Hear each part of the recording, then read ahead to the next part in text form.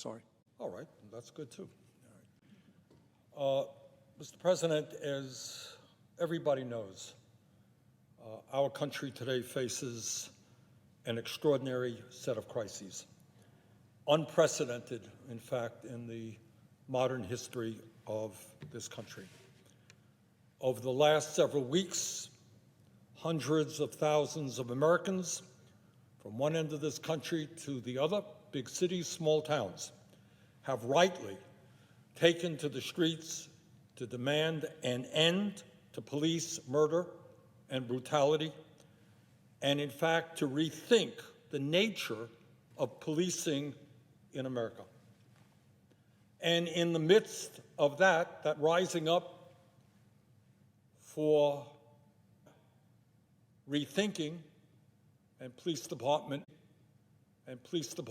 murder and brutality, in the midst of all that, our country continues to suffer from the COVID-19 pandemic, which in a number of locations in this country is actually getting worse, and which has, up to this point, killed over 110,000 people and infected over 2 million Americans. And then on top of all of that, the struggle for racial justice, dealing with a pandemic. In the midst of all of that, we have the worst economic downturn since the Great Depression of the 1930s.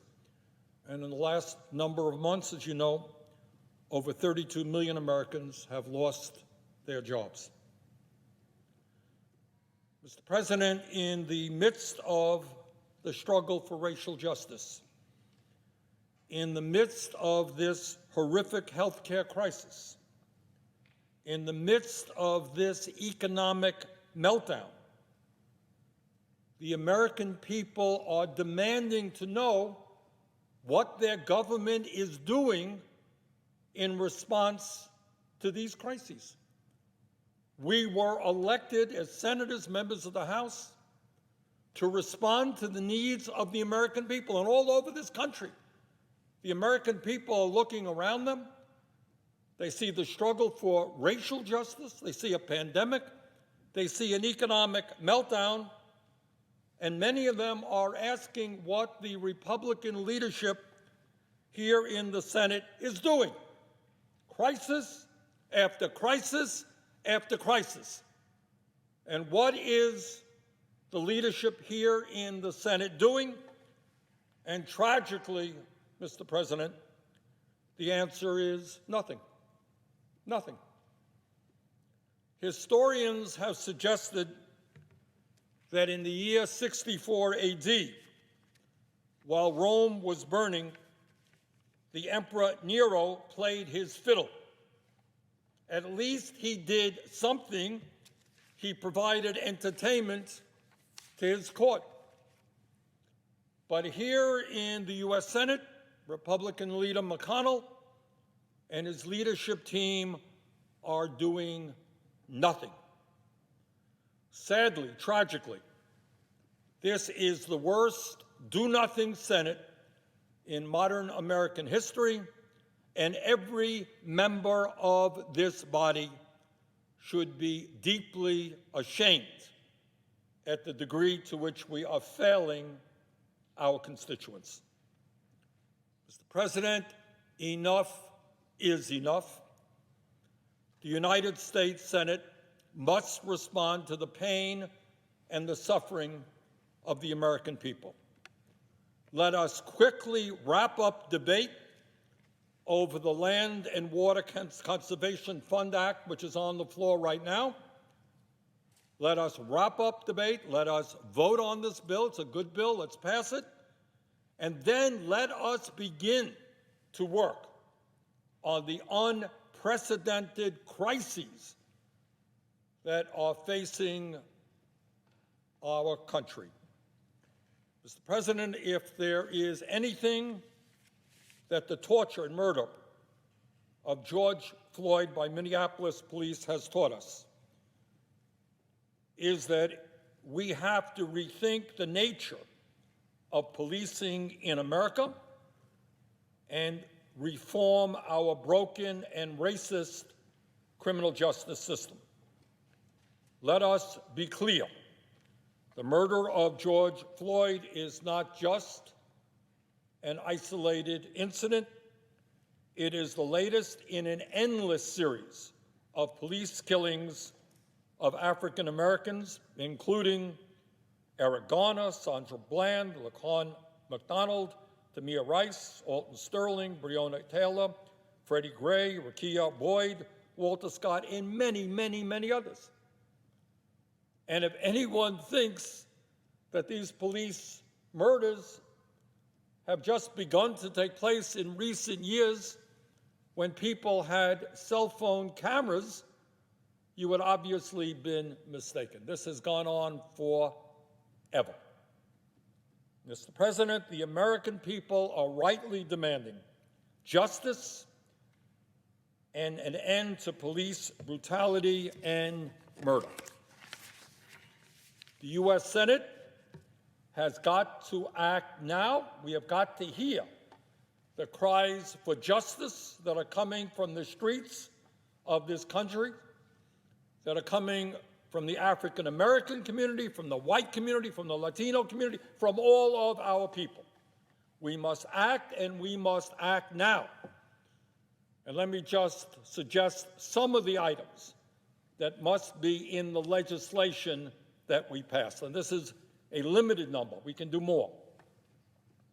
In my view, every police officer involved in a killing must be held accountable, and those found guilty must be punished with the full force of law. That includes officers who stand by while these brutal acts take place. Every single killing of a person by police or while in police custody must be investigated by the Department of Justice. We must create a process by which police departments look like the communities that they serve and not look like invading armies.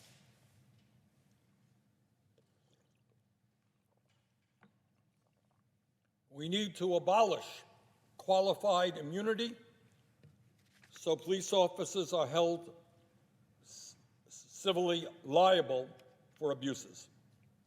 We need to prohibit the transfer of offensive military equipment to police departments. We need to strip federal funds from departments that violate civil rights.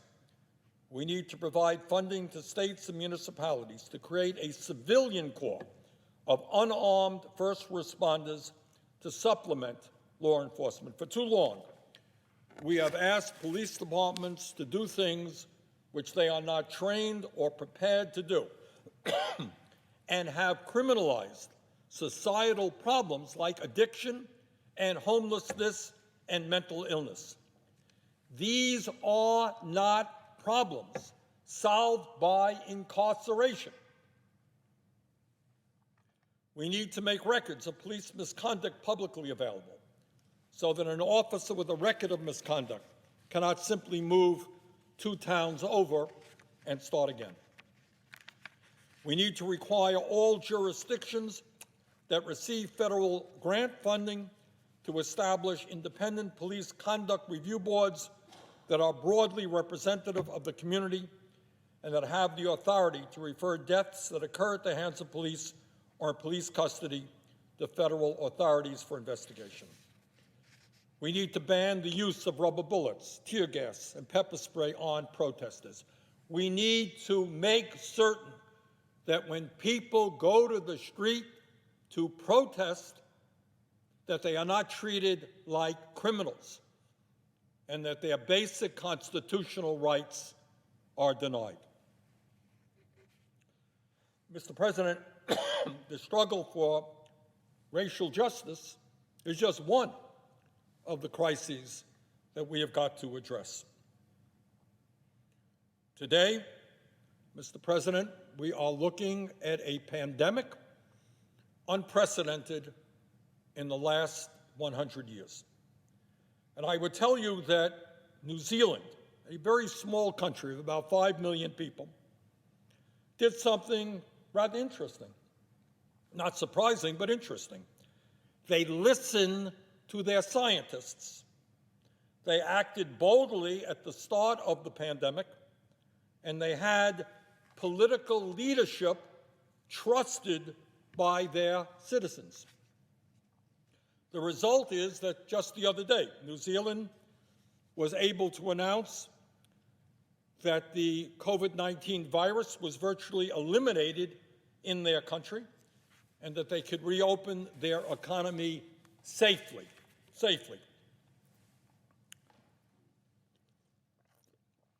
On the other hand, in the United States, under President Trump, we have a president who downplayed the crisis from the very beginning, who ignored or attacked scientists, and who most people recognize is a pathological liar, not to be trusted. Mr. President, in New Zealand and many other countries, bold and intelligent action saved lives. In our country, tragically, incompetent leadership cost us lives. Well, we cannot bring back those who unnecessarily died or who have become ill.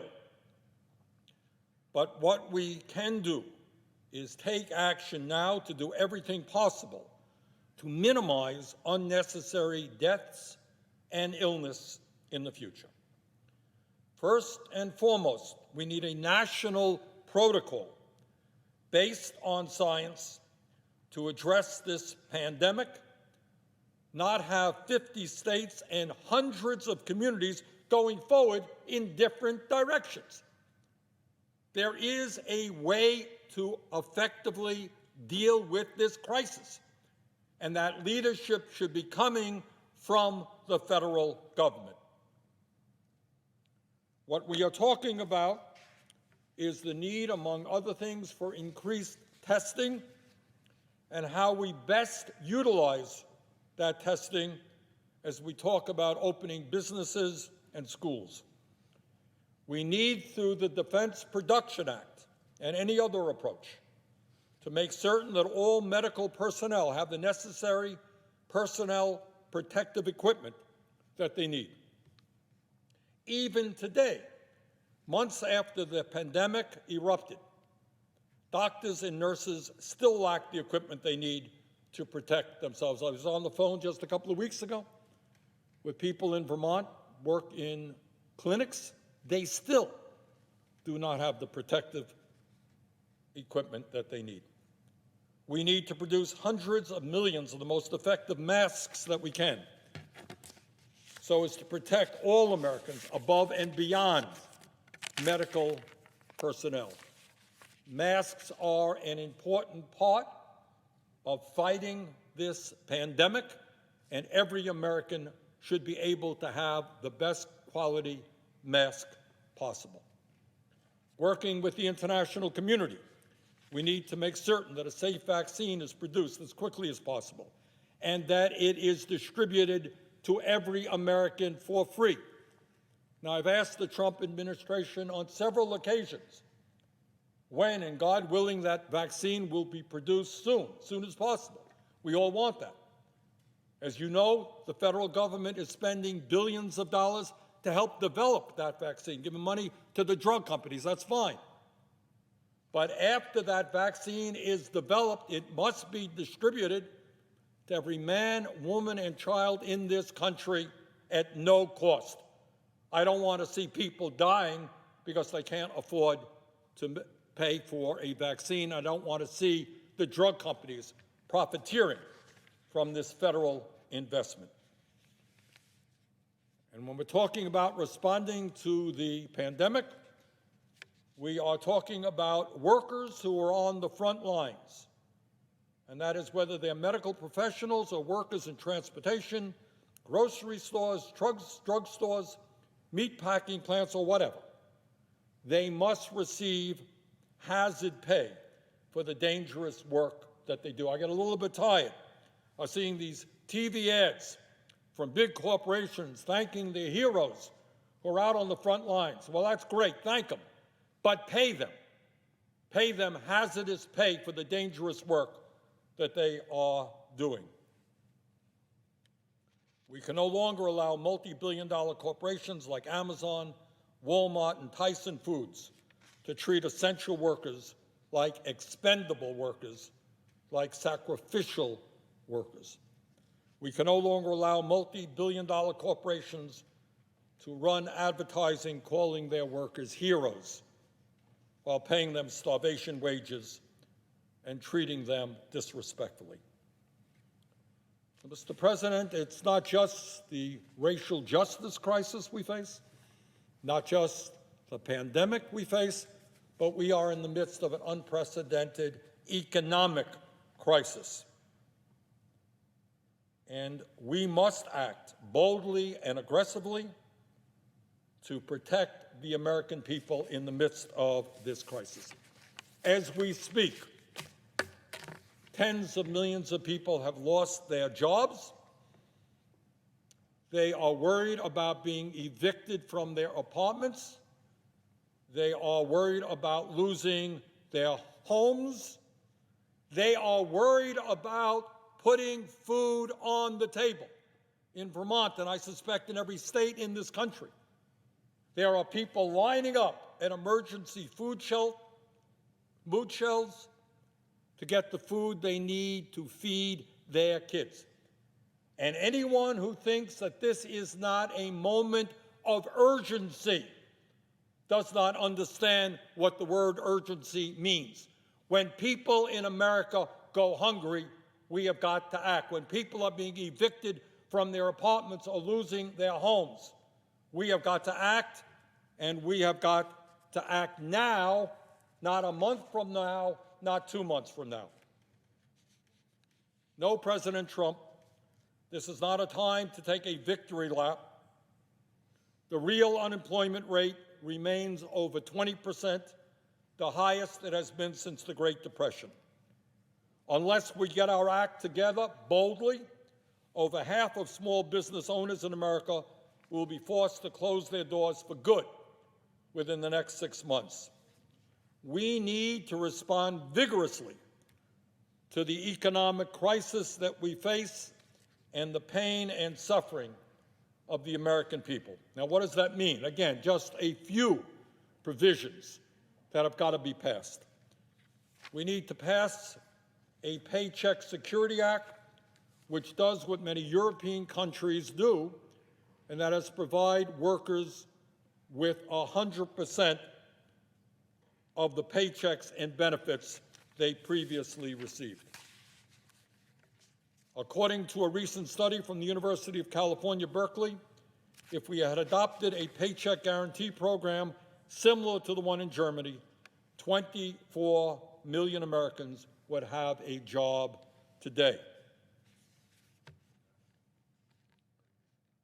Instead, we are seeing President Trump and Senator McConnell taking a victory lap because we created some 2 million jobs last month. That's good. But when we have 32 million people who have lost their jobs in recent months, we have got to act, and we have got to act boldly.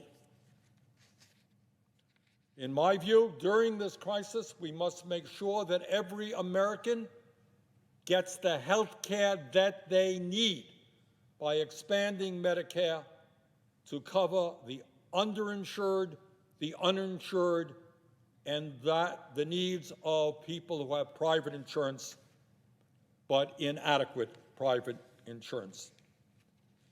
In my view, Mr. President, in the midst of this crisis, with so much economic suffering, we need to provide every working-class person in this country with a $2,000 emergency payment each and every month until the crisis is over, so that they can pay the rent, feed their families, and deal with their basic needs.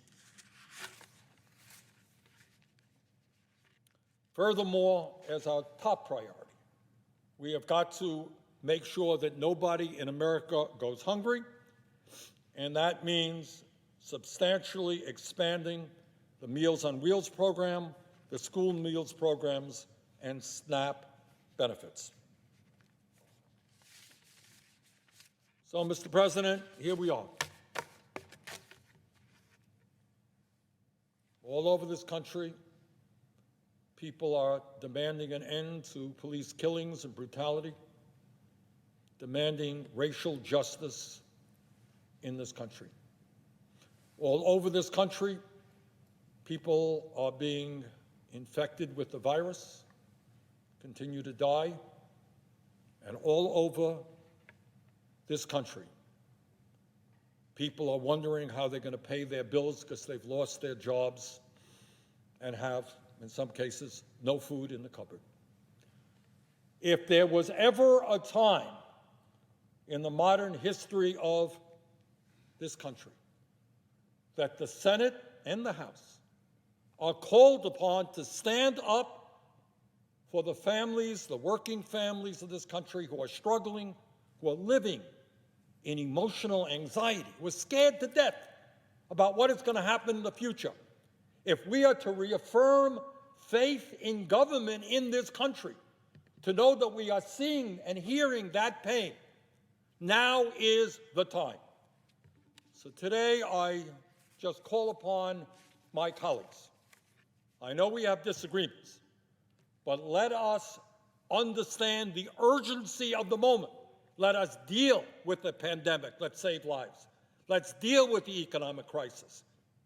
Let's put people back to work. Let's deal with the issue of racial justice.